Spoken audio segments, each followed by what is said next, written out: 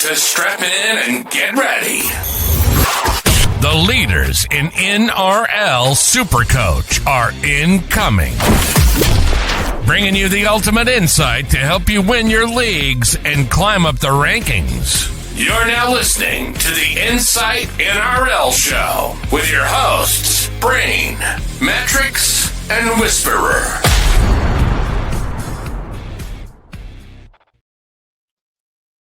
Yes, g'day guys, and welcome back to the first episode of the Insight NRL Show for 2025. Pre-season's about to kick off. You can smell the rugby league in the air. I'm your host, the SC Brain, and I'm joined by Matrix and Whisperer, as always, as we're ready to rip into our first and final team picker drafts. Before the app opens in about a week's time, Matrix, mate, you've been busy with the NBL. You've got basketball on your mind. How you going? Yeah, look, I brought in PJC this week, so don't ask me about that shit. So, yeah, full focus on NRL at this stage. Yeah, that's fair. It's a good place to be. Josh, how you been, mate? How's your off season been? I know you don't really have a long off season because it's football on the mind 24/7 for you, isn't it? Yeah, it's been good. It's been good. Trying to wedge in a relocation move now, which is always stressful, but. No, apart from that, it's been great. You know, BBL, NBL to take mind off things. I'm not very good at either of them. Not very good at NRL either, but having fun. Always playing some kind of fantasy sport, whether it's European soccer or Australian league basketball. So always on the cards, but very good to be back into our bread and butter, which is the NRL. Yeah, that's it. It's good to be back. Nice to be talking footy. I'm sick of cricket. As much as I love cricket, I'm done with cricket. It's nice now to start talking about footy because the game's bigger, the pre-season's longer. There's more to talk about, so it's going to be good. But we have got plenty on the pre-season podcast agenda coming up this year. Even more planned on the Patreon, though. For those of you that obviously have been Insight Unlimited members in the past inside the Discord, firstly, thanks for the support. Secondly, we're moving over to Patreon. We've already got a ton of content floating around over there as well, which is really exciting. So we've got, WhatsApp chats, Q&As. We're doing a draft board this year, Matrix, as well, which you're pretty excited about. I know you love a good draft board. You've already done an NBA and an NFL one so far this year. Why not an NRL one too?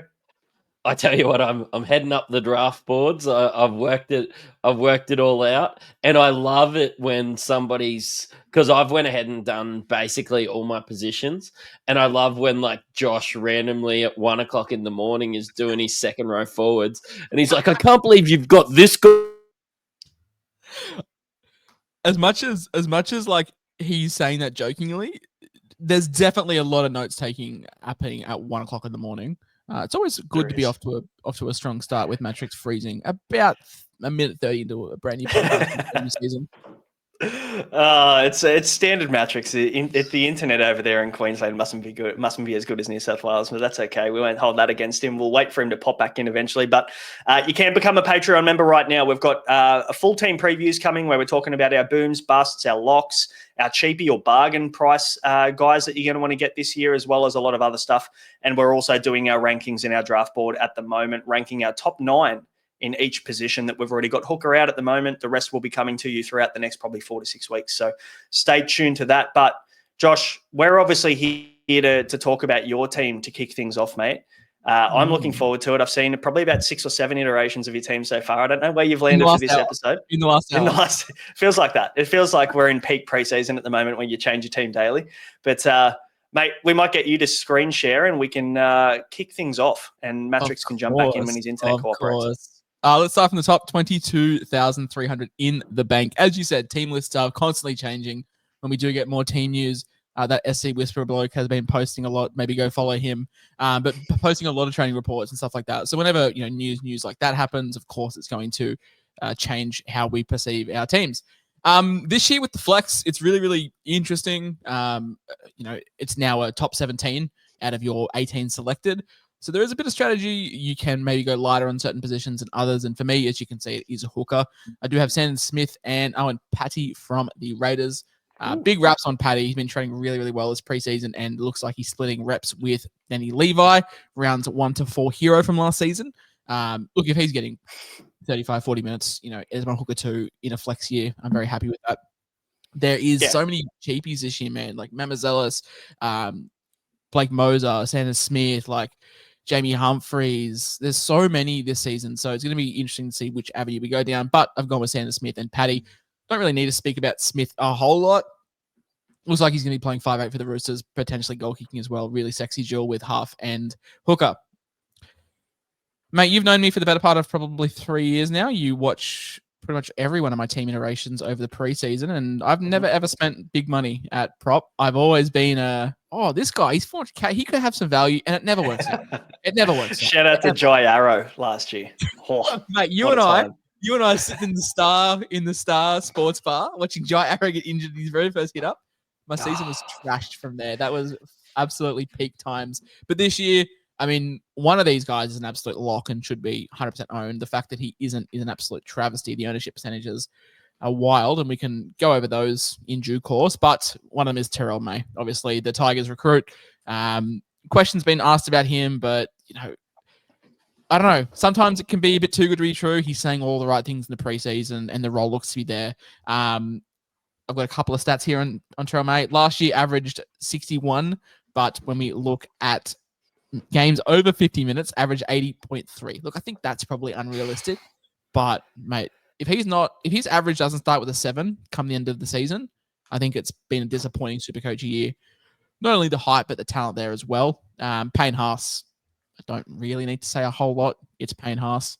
If I can lock down my front row forward before round 1 kicks off, mate, I think that's probably the way to go.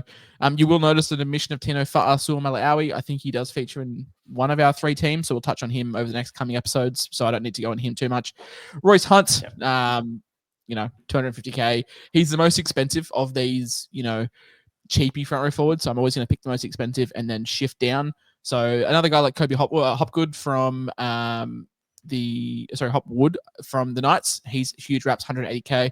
If he's named, then I'll pivot down to Royce Hunt. I'm not sure what the minutes are going to be for Hunt.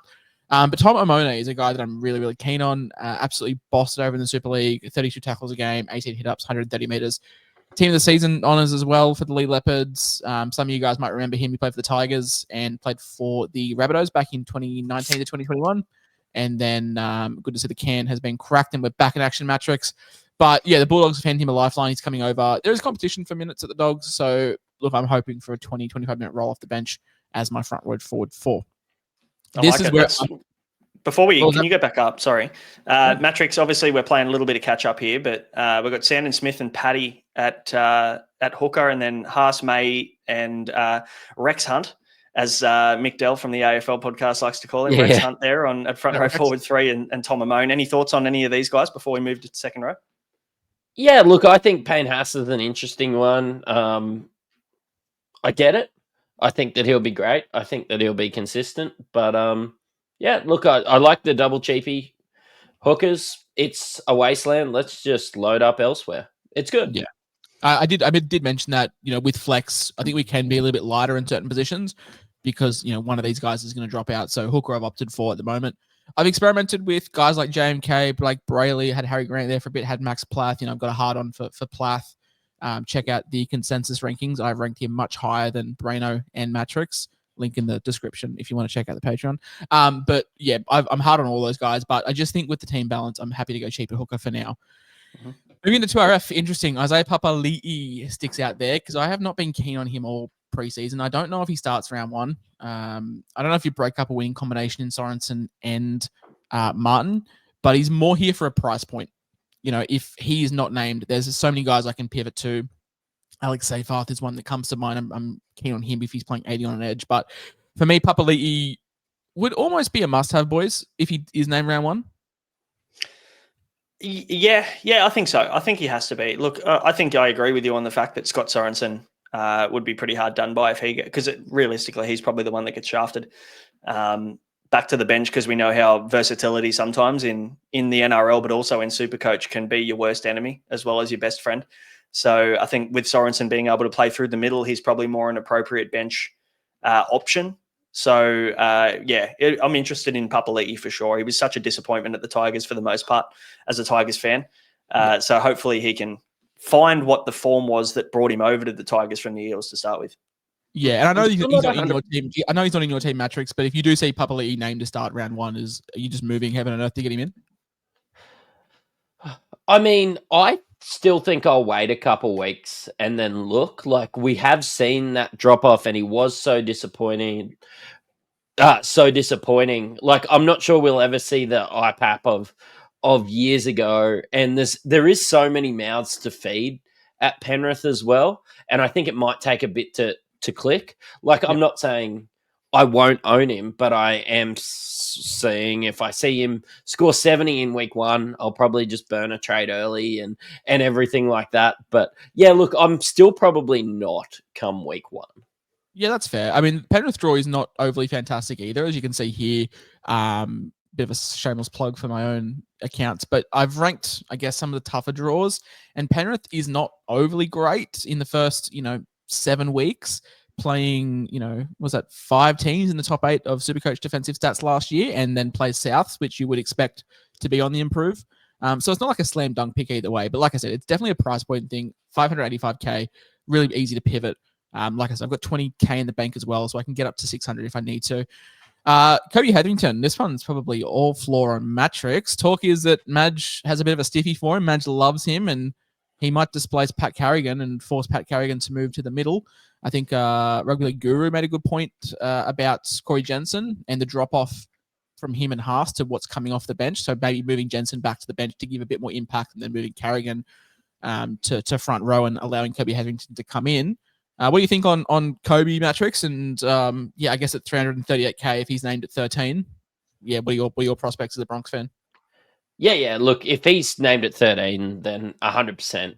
Probably not in mine, because I just can't see a world where you'd play probably the second best lock and move him and try and reinvent the wheel when you've just started. But hey, he's named at 13, 100%. Kobe's always been pretty good when he has got the minutes. We've just been stacked at forward, Haas, Carrigans, everyone like that. But yeah, if he gets his opportunity, then I'm excited. I think it's a big ask for guys like Wilson and Takora to come in and play big minutes off the bench in just their second season as well. So having a guy like Jensen drop back to the bench and take a bit of that workload off would be great. And by the looks of it, they're playing a 3-forward bench, which is always good for middle rotation as well. Matty Nicholson coming over from Warrington and Wolves. I feel like we had this conversation before about English imports coming over and someone on this podcast having a hard on for them. It didn't work out too well. But Matty Nicholson, 21 years of age, England international, specialist right-sided edge. I want that to be known, which exactly was what Elliot Whitehead was, specialist right edge. Ricky loves his English imports. I understand Zach Hosking. Don't get me wrong. Zach Hosking's great. But ask yourself, why would a young 21-year-old England international coming off his best season, scoring 10 tries in 26 games, come halfway across the world to sit on the bench? For me, it doesn't add up. Zach Hosking coming back from rehab has just redone, I think, as a grade 2 hamstring, so it's looking like 6 weeks. So his preseason is going to be interrupted as well. I'm huge on him, to the stage where I was sharing highlights of him at 1:30 in the morning over on my Instagram. Like, he is... I rate him highly. 21 years of age, England international, killed it on his debut against France. And I just can't understand why a kid would come this far to sit on the bench. Ricky loves English imports. And like I said, he's replacing a right edge player in Whitehead, and Nicholson's a specialist right edge as well, boys. I just want someone to look at me the way that you look at second row forward English imports. I am on the same thought. He's not in my team at the moment, but he will be very quickly if we get news. I think he's a slam dunk pick if we get news that he's going to be starting on the right edge this year. It's the easiest jump in ever. Minutes are a slight concern because he didn't play out much of games last season. But yeah, hopefully Ricky can build that into him and work from that, and we can see more of that. On the bench, Dimitri Vamoga from the Warriors, if I can speak. Tohu Harris retiring. I think Dimitri had a place in the team before Tohu retired, but even then, I think he's just going to be in amongst the rotation. They've re-signed him on a good deal. They rate him highly. He's a big body, big young kid, 232k. Big fan. Nafahu White, front row forward, 2RF. Got a couple of good stats on Nafahu. Think he is 4th. Last year ranked 4th for runs to tackle break ratio. So that's just the ratio of tackle busts compared to runs that he gets. So really good big body. It looks like it is Victor Radley moving to that edge to solidify his place there. Played there a bit last year and looked good. I think it's really going to help out whichever halves partner he plays, whether it's Chad Townsend or Sandon Smith. Having Radley's defense there is going to definitely help out, which leaves the 13 role. And Nafahu White's been training there all preseason, has looked really good from all reports. And this could be the year that he finally breaks out over on the Patreon. Put up some good stats. I don't have them handy, but I can definitely get them when we're chatting about Brendan Piacora, as you can see above here. Actually, yeah, I've got them right here. So Nafahu White played 4 games over 40 minutes last year for the Roosters, averaged 53. He played over 40 minutes 3 times for New Zealand, averaged 56. And yeah, does rank 4th in runs to tackle bust ratio. So yeah, boys, Nafahu White named at 13, pretty obvious pick, I would say, if he's named. With 100%. With all the value that we've got at the moment, I think we're looking at 2RF as a bit of a, mid-range madness kind of central, really, isn't it? There's so many good options sub 450k that you can pick from. We talked about Matty Nicholson earlier. Naf White's a bit of a lock for me, and the dual position is also real handy to have. I think, especially when there's a player in my team that's not in yours at the moment that we'll talk about that's also dual front row forward 2RF that, if you do have the structure set up, you can interchange them. Which I think could be quite valuable. So absolute lock for me. He'll definitely make a feature if Nicholson isn't named or Kobe's off the bench, and I'll let you chat about him more. And the last one, Mr. Matrix, Brendan Piacora. Now, I feel like I was the only person last year that wasn't keen on Piacora, and I feel like I'm the only person who is keen on him this year. Piacora in his second full season under a better coach. Let's just be frank, Madge is better than Kevin Walters. I think those 1%ers can improve his game. Did show promises at times last year. Look, I know people have been burnt before. It's hard to jump on when you've been burnt, but I do feel like there is room for improvement. Yeah, he was fine. I don't know. I just can see him being exactly what we saw him be last year. And I think he's a bit try dependent on getting really good scores. We saw that in the trials. He scored 2 tries in 40 minutes and scored 76, and everyone lost their mind. Yeah. So he does need the attack, but I do think, Ben Hunt, Reece Walsh, and Adam Reynolds, that's only going to help him. He was playing outside Mam, who is a run first half. So I think having a guy like Hunt there is definitely going to help him. Yeah, I hope so. Cool. Yeah. Cool. All right, let's move on to the halves. Nathan Cleary and Ethan Sanders. Bit of a bolter the last 24 hours, boys. Nathan Cleary, not much more to say. There is some slight concerns over the draw, as we have alluded to already. But also having that off-season surgery, I was worried that he wouldn't have a full preseason, but he is back training very, very quickly, which is a shock. I don't think he's at full contact yet, but to see him running and doing kicking and general skills, I think is really, really promising. So Cleary is the most expensive halfback there, locked into my side. Do any of you boys have Hines? Yes. Yeah, Matty. All right, we'll leave Hines for you to discuss, because I am interested to hear some thoughts. Because NRL Physio put up some good stats on him as well. And Ethan Sanders, it seems like Seb Chris might not be favoured, which actually does have some ripple effects. Seems like Ethan Strange maybe having a move to the centres on the card. And Ricky is giving Sanders a lot of cracks in, opposed sessions and, big raps on his preseason as well. So, boys, if he gets the 6, I don't know how many Raiders I can have before it's considered a bit excessive. Yeah, the old Ricky roulette starts to kick in, doesn't it, pretty quickly? I think it's when you have 2 or more players. Ricky somehow gets these spidey senses and he understands. He's like, I can feel like a super coach has more than 2 of my players right now. I'm going to fuck with him. So you got to be careful of the old Ricky roulette, I reckon. What do we think about the one gun half, one cheapie half? Because, last year, all the talk was if you don't have Cleary and Hines, then, what are you doing? Now, Mitch Moses had a bit of hype, but it looks like Zach Lomax might keep the kicking. And it's like Jerome Hughes off the back of a career high year. What do we do? Nico Hines is like, next to Trindle, do with that what you will. What do we think? There is a couple of cheaper options here as well. You can shift Sanders Smith down to fill in that halfback role and have double cheap hookers as well. Like, what structure are we feeling? And, where are we heading with halfback? You go first, Matty.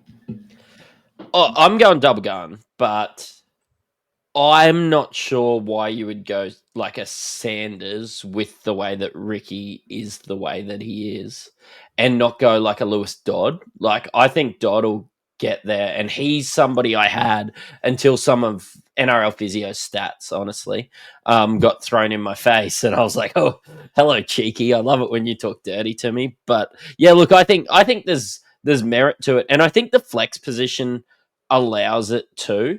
Like, I think we're all of the opinion that we're going to use 3 guns.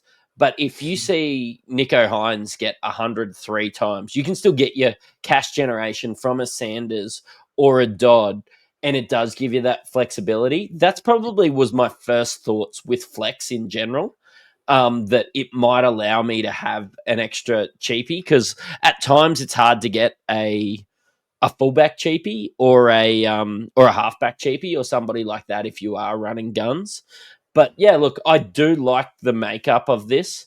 I know we haven't scrolled all the way to the bottom, but the way that I see this for you, you've probably chosen to have a gun elsewhere. She's expensive. So. She's quite expensive as we scroll down further and further. But yeah, like, what about you, Brian? Are you looking at someone like a Sanders? You're looking at someone like a Purdue, not Purdue, Duffy. Find that money and get Dodd. Yeah, I've got a different structure to Matrix, so we'll see my team later. But we were talking about Cleary and Nico being a necessity when they were both top 3 SuperCoach players. So like it's a different scenario now. Obviously, Braden Trindle, unless he goes and falls off a cliff and isn't playing in round 1, the conversation starts to become exactly the same as what we were having last year. Where does Nico and his ability be suppressed a little bit by Trindle being so ball dominant, right? So.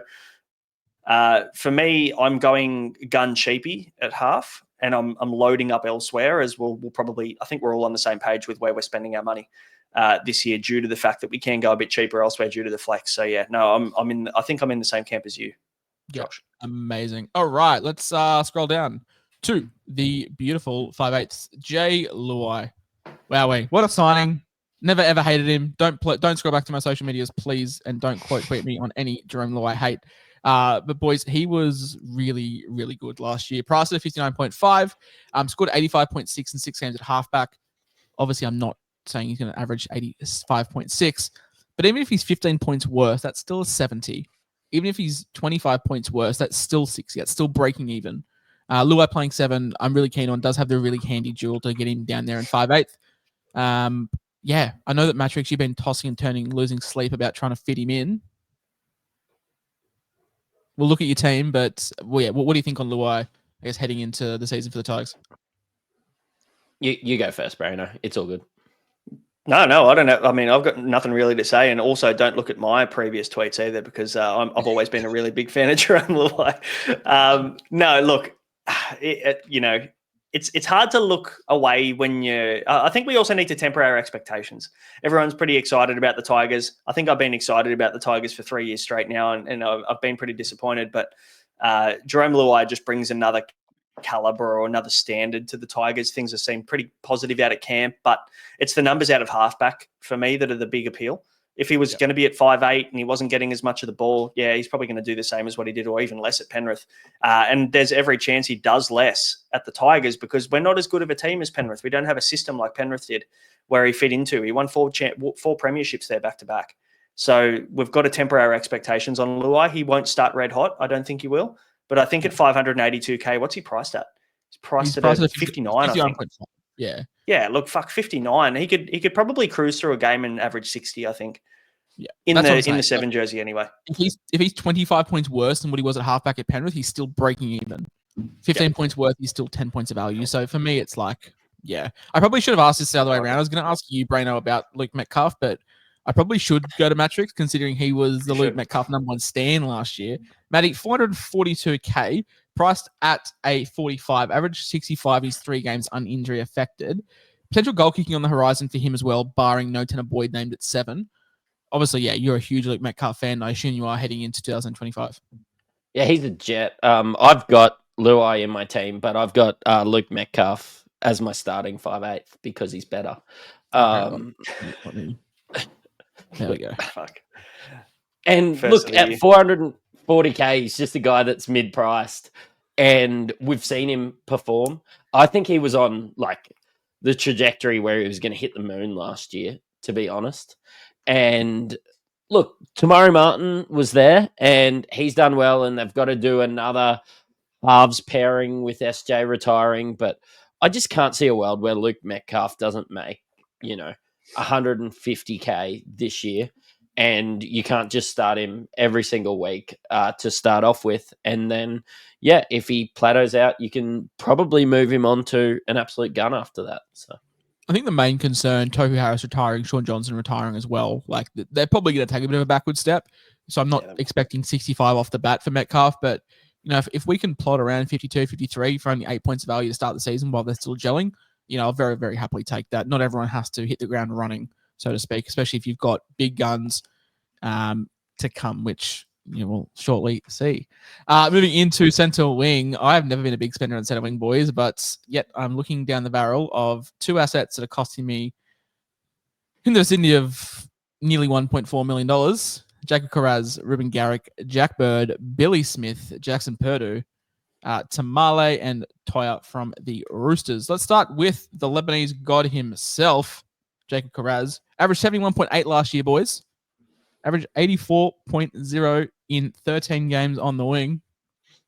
I'm finding it very, very hard not to take Carraz. I would love to have him in my team if I could afford him. At the moment, I can't. Oh, what's he, 702K? Is that right? 702K. And like I said, 84 average, not over a short sample size. That's 13 games. That's more than half the season. Yeah.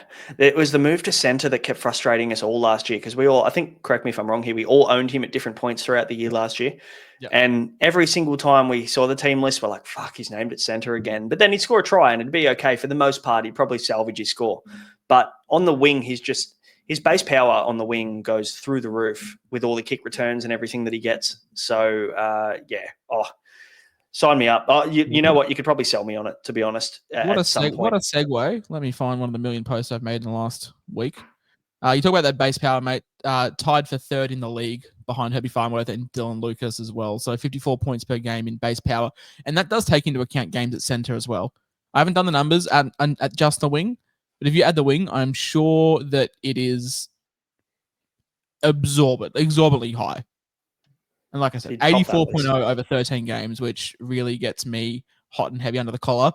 Matrix, I've been tossing and turning over Ruben Garrick for about a week now.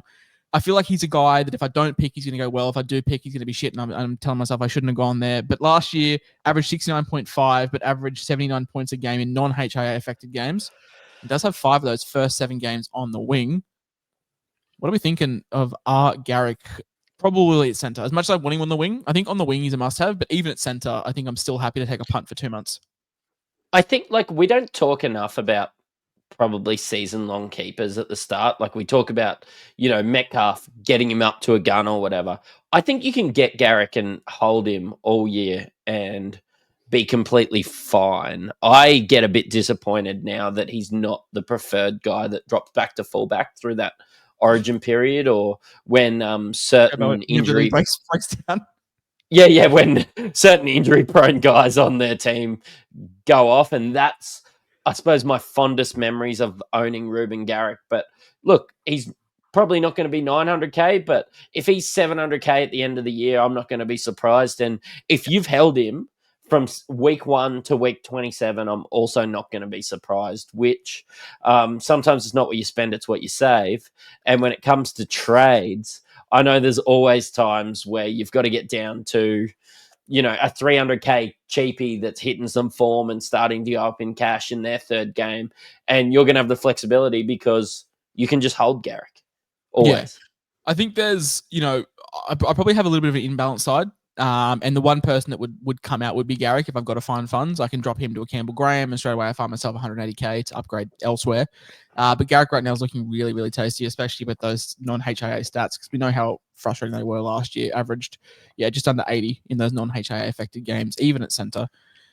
Jack Bird, 379K, centre at wing 2RF. Jack Bird, averaged 71 points per game playing at lock. I don't expect that in 2025. Let's get that on the table. But he's priced at, what's the 34.5? Like there's still value to be there if he's playing good minutes at 13. I would expect we line up something like Fainu and Seyfarth on the edge with, Bolle coming off the bench, and which would leave Jack Bird to play 13. He looks very, very thin. Looks like he's trimmed a bit of weight and being a bit of a mobile lock. So, yeah, I think it's just a case of, Bofamer from last year for me. I don't have the heights of Bofamer, but if we can get him at a discount rate. I'm seeing a lot of narrative, Brano, about Jack Bird being injury prone. I feel like if you're spreading that narrative, then I don't want to see you have KP. I don't want to see you have Turbo. I don't want to see you have clearing your sides. Jack Bird's actually played 78.5% of games in the last 4 years. So a little bit deceiving with the injury stuff. He's had 2 years of half season, but it does look good in the preseason. Has lost a bit of weight. So bit of Jack Bird. Is it true you've got him at centre because he's looking so slim? Otherwise, if he packed on a bit of weight, you'd play him in the second row. I've got to flick him up, of course. Billy Smith, no stats, just vibes, boys. I don't know. The Roosters just have a hard on for Billy Smith. He could have no ACLs, and Trent Robinson would still be like, Billy Smith is the guy. And it seems like he is still in front despite all the talks of Mark Nwangitawaze, my first pronunciation flex of the season. Looks like he's battling for a wing spot at the moment. And then on the bench, we've got Jackson Purdo, Tamale, and Toya. Tamale lining up on the wing in opposed sessions for the Raiders, which is great. Jackson Purdo lining up at centre. He's put on 12 kilos in the off-season, so potentially gets a centre spot. He was doing some opposed session stuff. If I refer back to some more Instagram stuff, where's Todd Payton's beautiful face? There it is. So Jackson Purdo was lining up at left centre, inside Murray Talangi and outside Jeremiah Nanai, which is also an interesting point. Looks like Nanai is maybe being moved to the left-hand side to cater for John Bateman. That's something we can chat about in the preseason. But, I think these guys pick themselves if they are named, same as Toya. It looks like Billy Smith and Toya are there. Any disputes about the last, 5 players I've mentioned? Not for me, no. I think a lot of, we're looking at Purdue and we're looking at Tamale and Toya as placeholders for now until they get named. And if they don't get named, this is the kind of, I guess, the structure that you're looking at, right? Yeah. You're looking at making sure you have 3 bench center wings that are near basement price to facilitate the rest of your squad. Yeah, I mean, if we're unlucky with center wings and Garrett goes down, Papali'i comes down, and there we've got money there. So it's just all about having a little bit of flexibility as well. All right, boys. What we've been waiting for. The flex position has created carnage, and boy, howdy, there is a lot of money sitting there on the table. 875K, 740K, 870K. It's a lot of money to be spent, boys, and a notable lack of one Isaiah Yongi. Who's that? Never heard of her. Yeah, exactly. Look, Tom Travojevic. Let's go back to the Instagram, which is always great. We've mentioned a couple of times him playing 5 of the first 7 at 4 Pints Park. This little graphic here, averaging nearly 90 points since 2022. I've taken out 2021 because it was just an anomaly season for everyone. So we're looking at the last 3 seasons. Turbo nearly 90 points a game at 4 Pints Park compared to just 79 elsewhere. What a bum. Only averaging 79 elsewhere. But Turbo, I understand people, if you're looking at a 3 fullback combination, you're looking at, someone, you're looking at a multiple names, Keeney, you're looking at, I can pull up here if I remove Trell. Teddy, Turbo, Latrell, Dylan Edwards, those kind of guys. But for me, I think Turbo's the one centerpiece that's not moving, especially with 5 of the first 7 at 4 points. Agreed. We'll talk about my team soon, but I kind of have a very similar structure. One different fullback to you, but Turbo is one of the guys I think you can't ignore. Everyone's going to be like, "Oh, he's injury prone," blah blah blah, and he probably is. But when you look at the first 5 of 7 at home, where he averages 90, I think we saw someone on social media talking about median price and talking about how there's I guess there's a stat there. I haven't looked too deep into it, but his median price is probably the best out of all fullbacks. I'm not sure how that's in difference to average, but for me, regardless of this is what I'm looking at, large sample size, regardless of where the stat lies, if he's good at median price, if he's got a good average, I think you need to look at the fucking schedule, and there's your decision right there.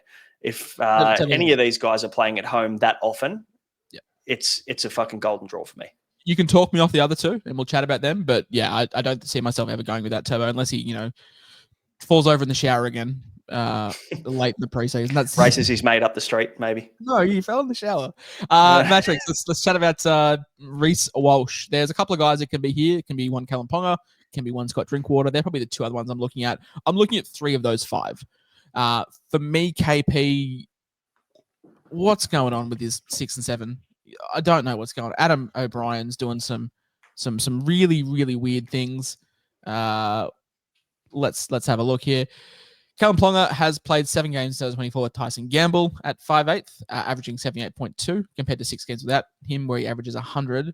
There's some weird reports going around that Fletcher Sharp's been trending at 6. Will Price, more of a running 5'8". Like, I want KP, but I want KP with Jackson Cogger. Hastings and Jack Cogger because they just give him the ball and he does what he wants. Agreed. Yeah, do you have stats as to how he is with Fletcher Sharp at 5'8"? Because that's really what I want to know. Adam O'Brien, try and not change your halves challenge, and then in brackets impossible. Like, far out. And then Scott Drinkwater. What's going on with the Cowboys pack? It looks a little bit underdone. Just a couple of unknowns, especially if Duffy does play at 7. He's an elite goal kicker. I don't think Drinkwater gets the goal kicking. And the Cowboys draw. I'm assuming you boys are sick of me continually shopping back to my own Instagram for a bit of a personal plug. Plug away.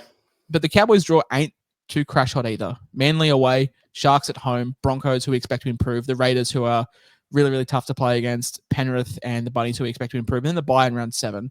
So I don't think the draw is too crash hot for it's not making Scott Drinkwater like a must-have, but if he's goal kicking, he definitely enters back into the equation. So leaves me with Reece Walsh. Are we concerned with 2 very, very ball-dominant 6 and 7s? Yeah. I'm concerned about the Broncos in general. Honestly... Like next year or just in general? No, honestly, just in general. Like, they say that all the reports up here in the papers up here in Queensland is... Mate, head noise galore up north. Yeah, it's all happening. They've just finished 10th. They've got a new coach. And apparently all the younger players are struggling with Madge's coaching style. Now, I don't know who that could point to except for Reece Walsh, really. Like, as somebody that's maybe met him a couple times, he doesn't seem to gel too much with what I've heard that Madge does up there. I don't know. I'm expecting maybe even a drop-off from Reece Walsh, at least to start the season, until he works out that Madge is, trying to do the best. The last time Broncos players spoke about their head coach, it went really well, didn't it? Yeah, exactly. Jesus. But no, look, head noise galore. I don't know. It's going to be tough. Like, I've got Walsh there. You can talk me into Drinkwater. You can talk me onto KP.